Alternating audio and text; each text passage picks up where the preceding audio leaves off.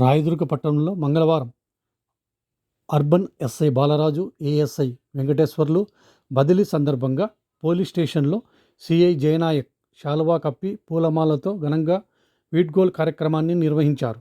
CI Jayanayak మాట్లాడుతూ ఉద్యోగులకు బదిలీలు సర్వసాధారణమని, వారి నైపుణ్యతను బట్టి, వారి ఉద్యోగం పట్ల వారి సిన్సియారిటీ కొంతమందికి కొన్ని చోట్ల ఎక్కువ కాలం ఉద్యోగం చేసే అవకాశం కలిగి ఉంటుందని సిఐ తెలిపారు.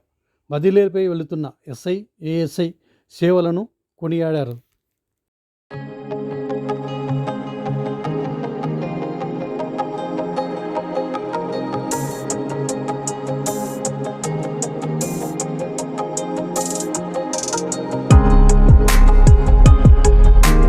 మా ప్రీతం చేశారు. మరియు కొంచెం బాధగా ఉన్నాను. మా నుంచి ఇంకా డిక్లేర్ కాలేదు. సారు ఎక్కడే ఉండాలని కూడా కోరుకుంటున్నాము. మా ఎస్ఐ సారు బదిలీ అన్నమయ్య జిల్లాకు వచ్చింది. అది ఎంతో కొంచెం మాకు బాధాకరము. ఉద్యోగం ఉంటేనే ట్రాన్స్ఫరు, బదిలీ సహజమే, లేదని చెప్పలే. కాకపోతే ఇన్నాళ్ళు ప్రజలందరూ మనల్ని పొంది ఉద్యోగం మంచి రీతిగా చేసుకొని బదిలీతో వెళ్తున్నటువంటి ఇక్కడికి వచ్చి నేను 3.5 సంవత్సరాలు అయితే మధ్యలో మళ్ళీ ఒకసారి ట్రాన్స్ఫర్ అయితే మళ్ళీ ఇక్కడికే వచ్చింది. నేను ఎస్ఐగా ఉన్నప్పటి నుంచి సార్ దగ్గర పనిచేస్తున్నాను. సార్ వచ్చిన తర్వాత మా మీద కొంత బాధ్యత తగ్గింది. అంతా సార్ చూసుకుంటానులే అని మేము సార్కి వదిలేసాము. బాగా ఫ్రీగా ఉండేవాళ్ళం. ఇప్పుడు మళ్ళీ ప్రస్తుతానికి ఇప్పుడు Anantapuram 3 town police station transfer వచ్చింది. ఫ్యామిలీ అక్కడే ఉంది కాబట్టి ఏదో ఫ్యామిలీ దగ్గరలో ఉండాలని చెప్పి అక్కడ పోయినాము. అక్కడ మనము ప్రతి ఒక్కరికి పోలీస్ స్టేషన్కి వచ్చిన ప్రతి ఒక్కరికి న్యాయం చేయాలంటే ఎవరు కుదరదు. ఎవరికొకరికి చిన్నపాటి అన్యాయం చేసి ఉండొచ్చు. మా పోలీసులతో కూడా అందరితో కలిసి ఉండాలని ప్రయత్నించినాము.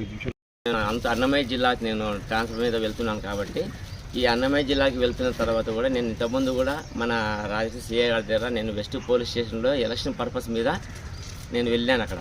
కానీ సార్ అక్కడ కూడా ఉన్నాడు కాబట్టి సార్ అప్పుడు నాకు అంతగా పరిచయం లేదన్నమాట. సార్ అంటే మన జిల్లా సారే అని చెప్పి తెలుసు.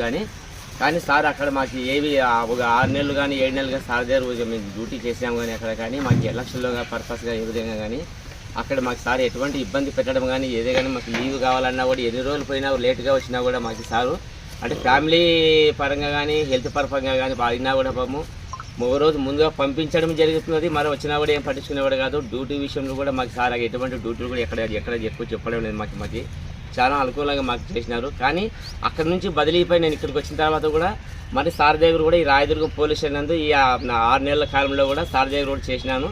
కానీ సార్ కూడా మాకు ఏది చెప్పినా కూడా సార్ చెప్పిన విధంగా నేను ముందు పోయినా కానీ ఎటువంటి ఏది చేయలేదు.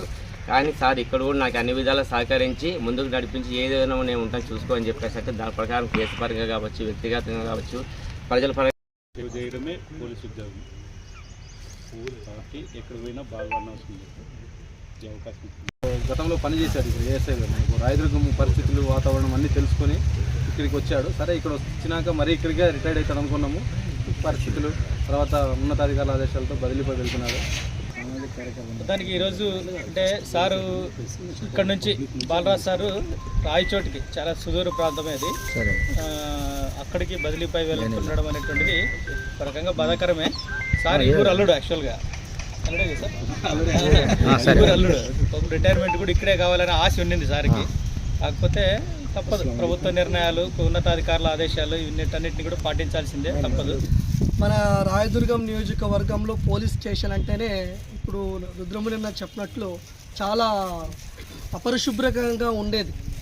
మంచిగా పరిసరాలు పరిశుభ్రం చేసుకోవడంలో కానీ విషయంలో కావచ్చు, జయనాయక్ సార్ గారు ఒక కేసు వస్తేనే మళ్ళీ మీద ఒక కేసు వస్తూనే ఉన్నాయి. కేసుల పరిష్కారంలో కూడా సారు చాలా చాణక్యంగా వ్యవహరిస్తున్నారు. మా వెంకటేష్ ఏఎస్ఐ గారికి, మరి ఇక్కడికి వచ్చేసిన మీడియా మిత్రులకు, మరియు వచ్చేసిన పబ్లిక్కి, మరియు మా స్టేషన్ సిబ్బంది అందరికీ కూడా నమస్కారం. బదిలీ అనేది ప్రతి శాఖలోనూ సర్వసాధారణం. బట్ అయితే వారి ఉన్నటువంటి నైపుణ్యతను బట్టి, వారు చేసే పనిని బట్టి, వారు చేయాలన్నటువంటి పనిలో ఇన్సీఆర్టీని బట్టి కొంతమందికి కొన్ని చోట్ల ఎక్కువ కాలం చేసే అవకాశం ఉంటుంది, కొంతమందికి కొన్ని తక్కువ కాలం కూడా పనిచేసే అవకాశం ఉంటుంది. ఏదైనప్పటికీ కూడా పోలీసులో మాకు పనిచేసిన క్రేజీ ఉంటుంది, పని చేయకపోయినా దానిపైన నింద ఆరోపణ మరియు దానికి తగ్గట్టుగా మా శాఖపరంగా పనిష్మెంట్ కూడా ఉంటాయి. బట్ అన్నిటినీ సమపానాల్లో చేయాలా, అలా ఓర్చుకొని దాదాపు 30 సంవత్సరాలుగా పనిచేస్తున్నటువంటి బాలరాజు ఎస్ఐ గారు ఆయన హెల్తీగా ఉండి 30 ఇయర్స్, ఇంకా 2 ఇయర్స్ అంతే, దాదాపు 13 నెలల కాలం ఉంది. అది కూడా ఆయన హెల్తీగా పూర్తి చేస్తారు. కాకపోతే కానిస్టేబుల్ నుండి మొదలుకొని ఇప్పుడు ఎస్ఐ వరకు చాలా సర్వీస్ చేశారు.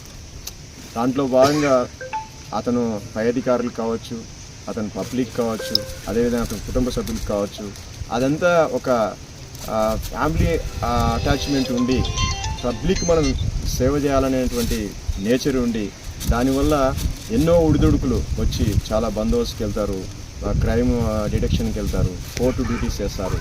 బయట బందోబస్తులో అక్కడ ఫుడ్ ఉంటుంది, ఫుడ్ లేకపోయినా కూడా అక్కడ అకామిడేషన్ దొరుకుతుంది, అకామిడేషన్ ఉన్నా కూడా ఇలాంటి సందర్భాల్లో ట్రావెల్ చేయడానికి ట్రాన్స్పోర్ట్ ఇవన్నీ వగేరా తీసుకుంటే చాలా కష్టతరం. బట్ మేము డైరెక్ట్ ఎస్ఐ వచ్చాం కాబట్టి ఎస్ఐ అయిపోయినాం, తర్వాత సిఐ మాకు ఒక వెహికల్ ఉంటుంది. మరి కానిస్టేబుల్గా అపాయింట్ అయ్యి ఆయన దాదాపు 31 ఇయర్స్ సర్వీస్ చేశారంటే ఎలాంటి ట్రాన్స్పోర్ట్ కూడా ఉండదు. అక్కడికి వెళ్తే మళ్ళీ ఆ ర్యాంకులో ఉన్న వాళ్ళకి అకామిడేషన్ కూడా తక్కువ.